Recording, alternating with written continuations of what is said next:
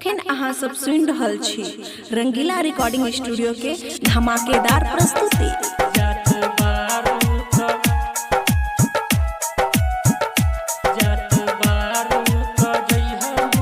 DJ Guddu Raj Madhubani.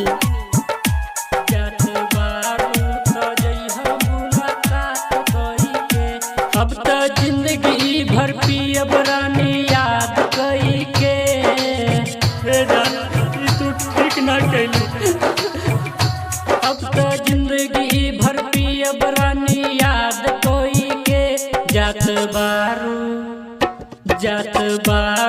तो जइह मुलाकात कोई के जात बारू तो जइह मुलाकात कोई के।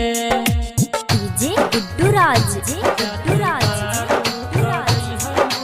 मधुबनी। मिक्स बाय रामन अलबेला।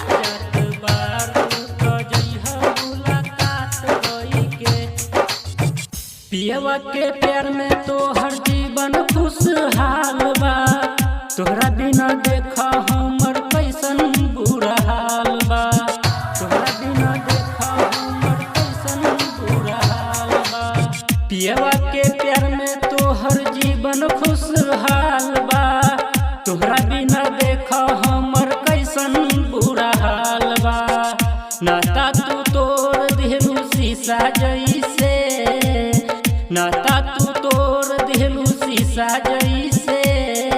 जात बारू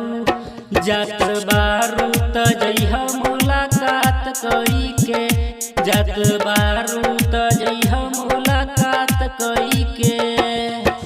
डीजे गुड्डू राज मधुबनी।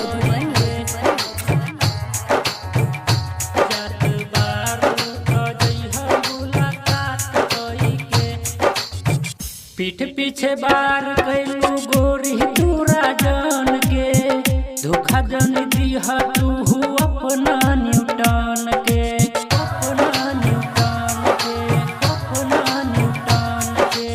पीठ पीछे बार कैलू गोरी तूरा जान के, धोखा जन दिह तू अपना न्यूटन के। डिक्सन के दिल दहलू बोला कैसे, डिक्सन के दिल दहलू बोला कैसे। जात बारू त जइह मुलाकात कई के, जात बारू त जइह मुलाकात कई के। Presented by Rangila recording studio Jhajhra Chowk Kusheshwar स्थान।